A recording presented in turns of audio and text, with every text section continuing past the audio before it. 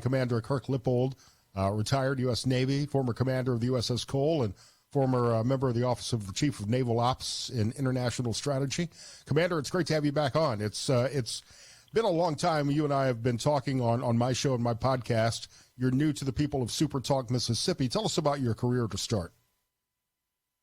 Well, thank you, Scott. It's great to be back on again. My career started when I grew up in Carson City, went to the Naval Academy, graduated in 1981, and started serving on Navy ships, tank landing ship, and from there it was on to guided missile cruisers and destroyers that culminated in my taking command of USS Cole. And I had been in command 15 months when we pulled into this little port called Aden, Yemen. Unfortunately, the intelligence community didn't know that Al-Qaeda had been there for a year, had attempted an attack on another ship that had failed and went undetected. On October 12, 2000, they got a boat masquerading as a garbage barge alongside, detonating it, and unfortunately killing 17 of my crew, wounding 37, but blessed with a great crew. We were able to save the ship from sinking, even despite a 40 by 40-foot hole in the side, and we had the ship stable in an hour. And that first day, we evacuated 33 wounded off the ship, and of those 33, 32 survived. And since then, I've kind of felt it as an obligation to really become very knowledgeable on national security affairs and policies, because I think the American people really want to understand why we engage, where we do around the world, and what the consequences are for our nation and our long-term security interests, both here and abroad. Do you think that's part of the reason why President Trump has been somewhat hesitant to get a U.S. military involved directly in supporting Israel in their attacks on Iran? We have, I think, 40,000 U.S. troops within striking distance of Iranian missiles right now, and it seems to me like that perhaps the Department of Defense is strategically moving some of these assets around to protect them should the U.S. get involved.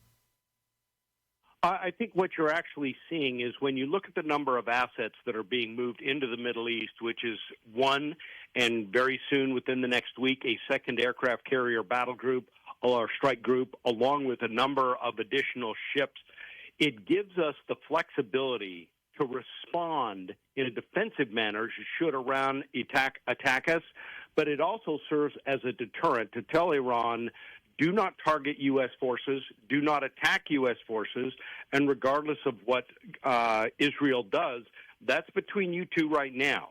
Now, we're going to continue to back our closest ally in the Middle East, the only democratic government in the Middle East, but at the end of the day, Iran needs to understand one crystal clear point, and that is they have killed and maimed thousands of Americans over the last 45-plus years, and they have done so without any consequence by the United States government, regardless of who's been in power. And I believe that with President Trump, that is going to end. So we've got the Nimitz carrier strike group in the region. Carl Vinson is there. Tell us about their capabilities.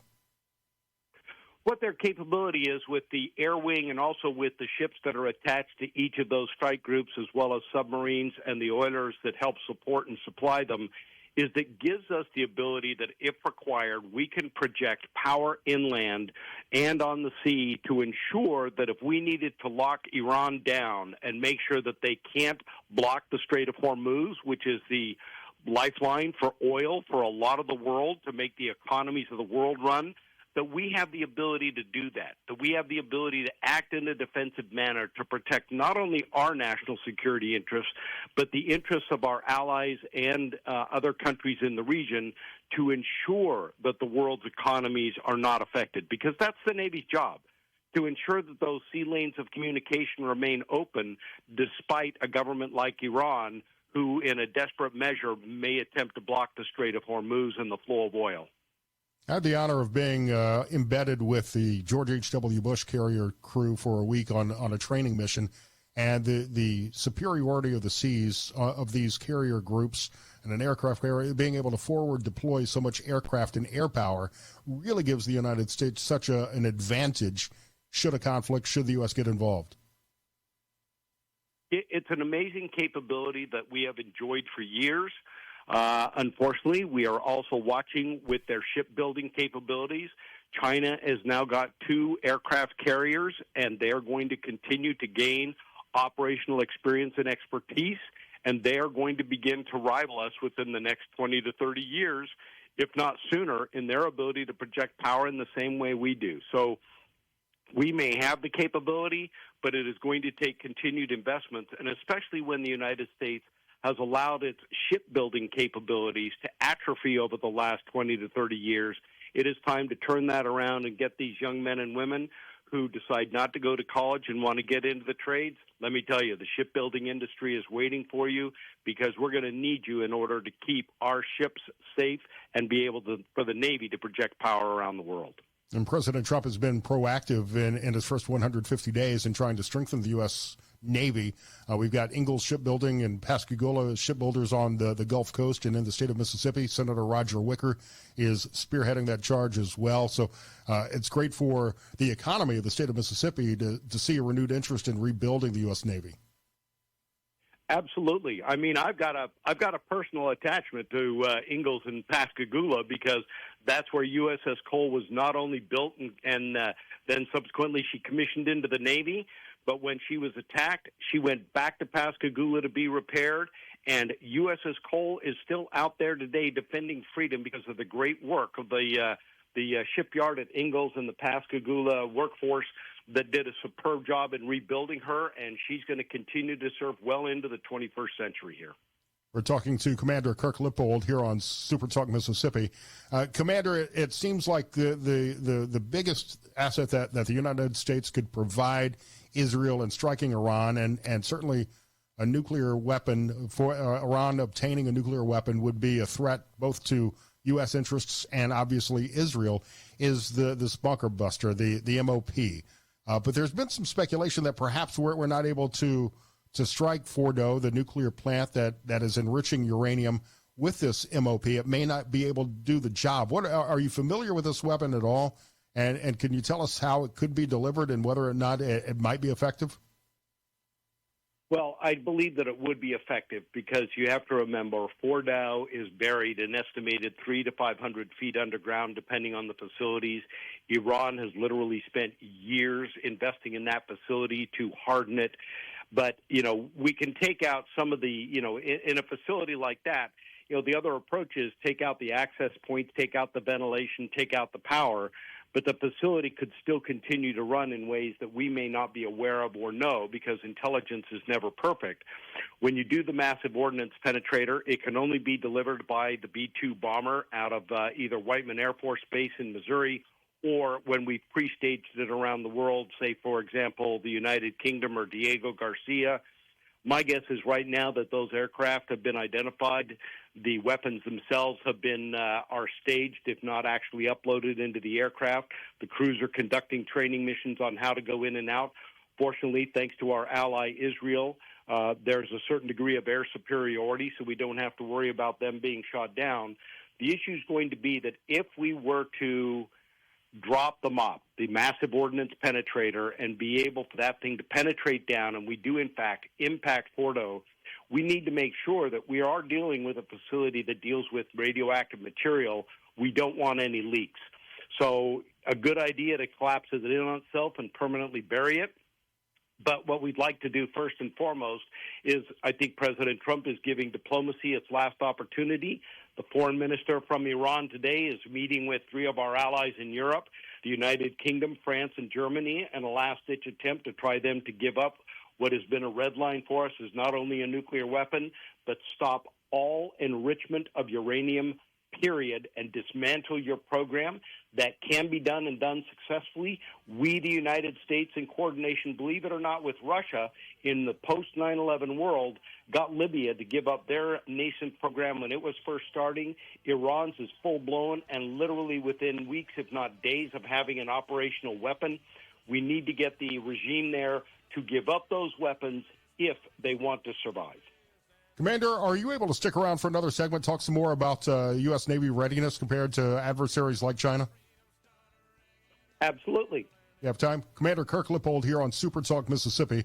This is Mornings with Richard Cross. I'm Scott Sands. note off the ceasefire text line. They heard Lance play courtesy of the red, white, and blue and wanted to know if we bombed Iran. And the answer is no, not yet. The president has looked at options and has not yet decided. There's been a lot of speculation and a lot of reports in the media that maybe there would be a U.S. strike on Fordow this weekend. One of the stories, I believe, the Wall Street Journal said that the president wanted to allow time for the stock markets to calm down after action was taken, because there's obviously going to be a lot of volatility. Commander Kirk Lippold is joining me now, kirklippold.com, former commander of the USS Cole. Commander, how likely is it that the U.S. will strike? Maybe not this weekend, but if more time passes and Iran doesn't come to the table, does that increase the likelihood that the U.S. will actually join Israel in striking Iran? Well, I think, Scott, like all of our listeners, we want to give diplomacy every opportunity to work. But if there's one thing President Trump has done, is that he knows how to draw a line. He will wait till the last minute, and then he will make the decision. And if Iran says that they're not going to give up their nuclear weapons program, they're not going to give up their enrichment in pursuit of that program, and they're going to continue to wage war throughout the Middle East, killing and maiming people, then the United States has no choice in our national security interest but to strike and ensure that their nuclear program is taken off the table and no longer threatens the world. How prepared are we for the potential of Iranian asymmetric attacks, cyber attacks, proxy attacks by groups like the Houthis? Is that the most likely reaction and response from Iran? I think that's a great question, and I think that, quite frankly, Scott, I don't think we know. We unfortunately had a previous administration that allowed millions of undocumented immigrants, including those from the Middle East and China, to come into this country. We don't know where they are. We don't know what they're doing. We don't know if they have hostile intentions. We don't know if they've been given any kind of intelligence and support to be able to know whether to conduct those types of terrorist or asymmetric attacks that you talked about.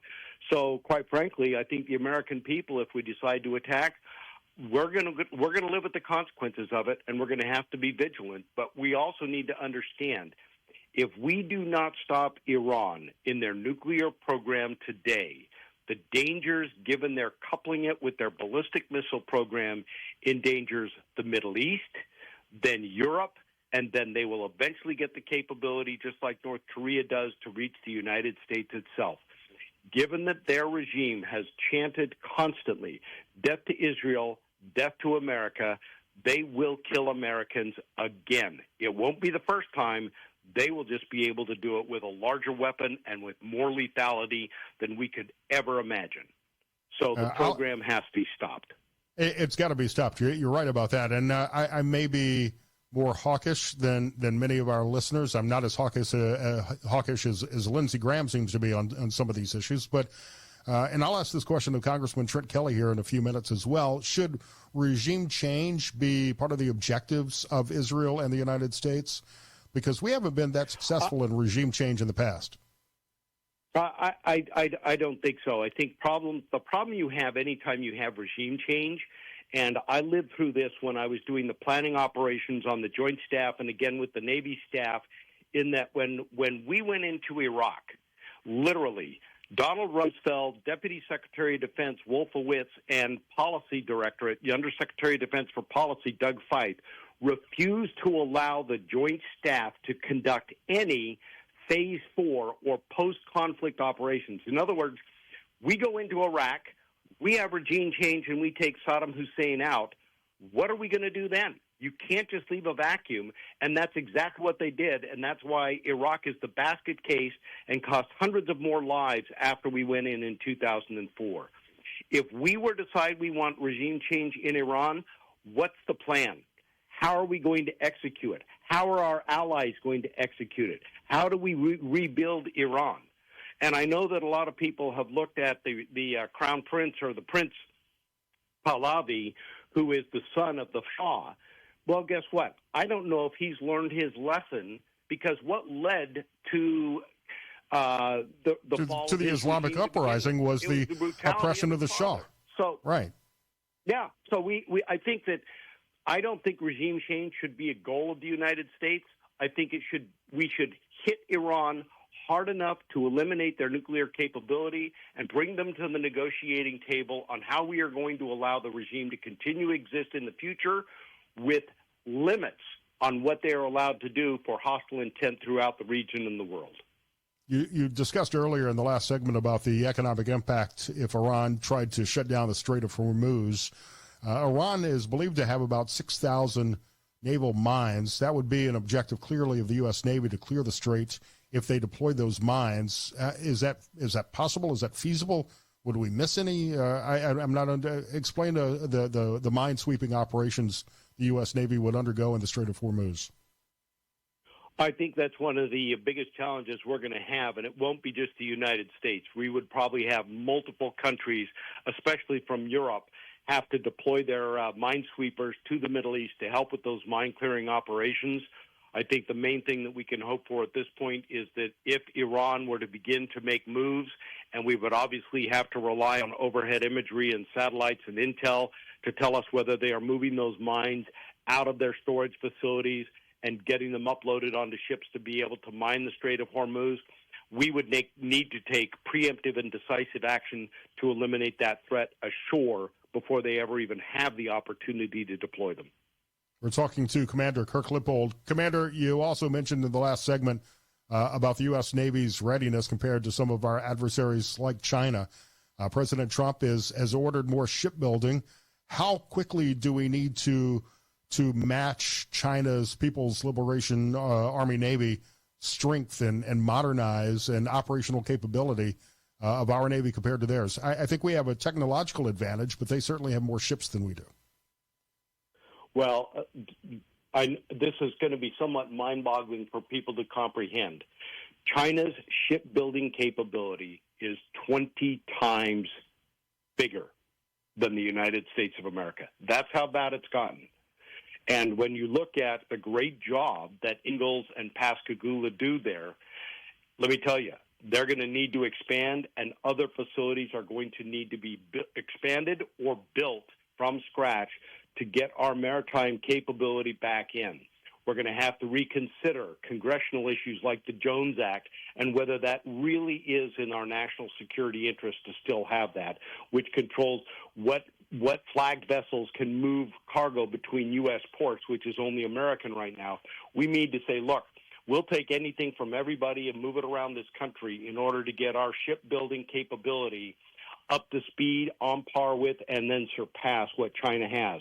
But that is going to take years to do, and it's going to take an investment first and foremost in recruiting those young men and women to come to work in the trades so that we have the electricians and the pipe fitters and the welders to be able to build those ships in the first place.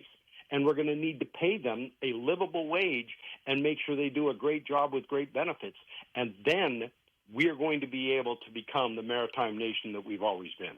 Should we be concerned about China's advancements in technology as well, in radar systems, air-to-air missiles, which is certainly impacting our strategic planning in Pacific conflicts? Well, I'll be honest with you, Scott. This is where I'm probably going to become the real hard-nosed when it comes to China. As far as I'm concerned, they're no longer a competitor. They're no longer an adversary. They are, in fact, an enemy. They are attacking us every single day in the cyber warfare domain. They are undermining our national security interests around the world. And my hard-nosed question is, just because they can write a check for the entire 4 years, why do we continue to educate our enemy in technologies that are going to be used against us should we get into a conflict with them? As far as I'm concerned, we need to cut China off and begin to realize that we need to, as much as possible, decouple technology from what they're doing. All you have to do is look at how they leveraged their cornering of the market in rare earth minerals that are used in many of our sophisticated weapons and technology here in our country to realize they are going to do what they have to do to put themselves number one in the world, and we can't afford a brutal, murderous, communist dictatorship to do that. We got about a minute left here, Commander. You talk about the need for men and women at Ingalls and shipbuilding plants around the country to build the ships that we need, but also to serve aboard these naval vessels. I saw a headline, I think last night, that the Navy has already surpassed its recruiting goals for the year. What makes serving in the Navy such a great way to serve the country? Hey, the Navy still has the best tagline in the world. Join the Navy, see the world, and that's what you're going to do. And I was told as a young man, you could join the Army, but we have this thing called the Marine Corps. It's also in the Sea Service. But you join the Army, your home is going to be no matter where you dig it. So I kind of look at it and say, you look at the Navy, that is really an opportunity to get out of whatever little town you may be growing up in and go experience what's out there in that big world, to actually be able to see it, to see foreign cultures and do things. And then guess what? You may stay for 4 years and get out. You may stay for 34 years before you get out. But the military gives young men and women an opportunity to first and foremost serve our great nation and be able at a young age to start giving back, be part of something bigger than themselves, and keep us the greatest nation in the world. Commander Kirk Lippold, thank you so much for your service. Congressman Trent Kelly joins me next.